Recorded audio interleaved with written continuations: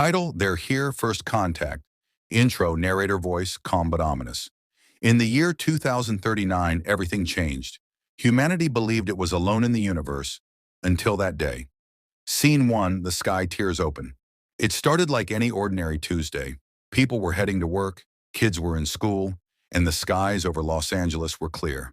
But then, without warning, the air trembled. A low humming sound, deep, unnatural, vibrated through the atmosphere. Birds scattered, dogs howled, phones stopped working.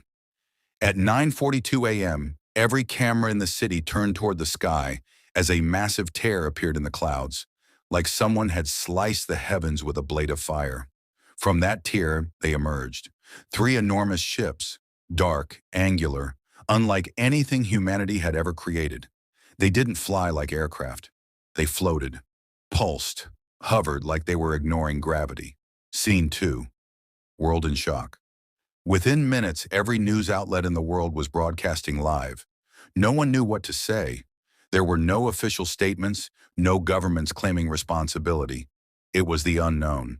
And for the first time in modern history, Earth was completely silent. Even the war stopped. People gathered in cities, staring up, some praying, some filming with their phones, others packing bags to run. But where do you run when the invaders are from another world? Scene 3, First Contact. The ships didn't attack, not immediately. Instead, they hovered. For 3 days, they simply watched. People began to speculate. Were they observing us? Were they deciding what to do? Then on the third night, a light beamed down in Central Park, New York.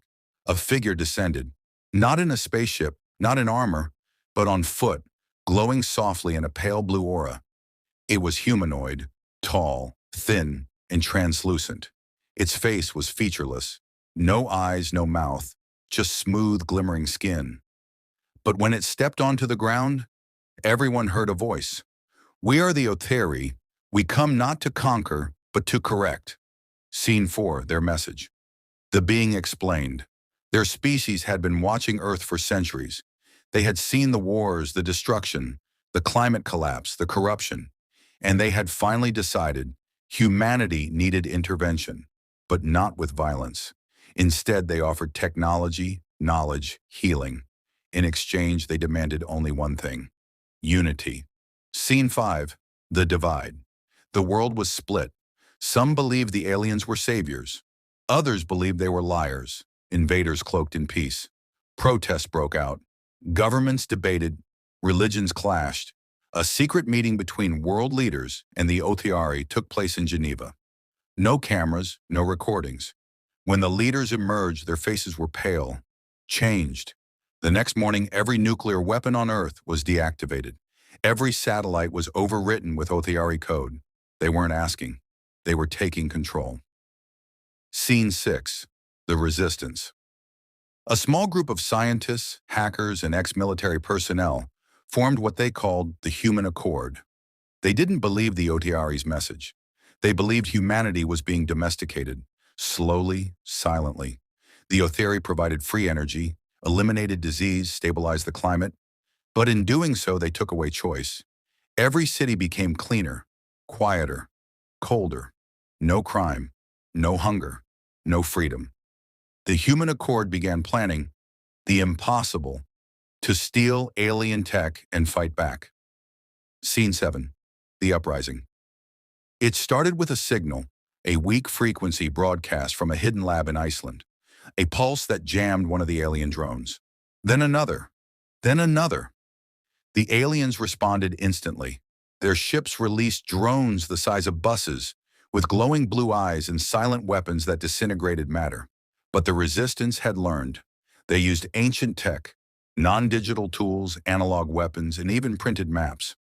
What the Otheri didn't understand was the human heart. Scene 8, the Cost of Freedom. The battles were brief, brutal, and devastating.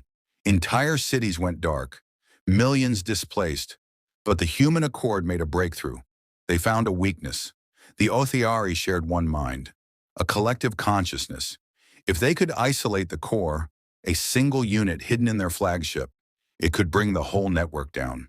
The resistance launched their final mission, Operation Dawnfire. Only 12 made it aboard.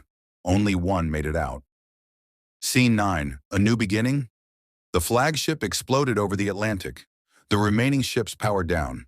Drones collapsed, and the skies went silent. But not all of the Othiari were destroyed. Some had integrated, lived among us, learned, and now they wait for humanity's next move. Outro. Narrator voice, solemn. This is not the end of the story. It was the beginning of something far greater than us. We are not alone, and we never were. If you enjoyed this story, don't forget to like, share, and subscribe.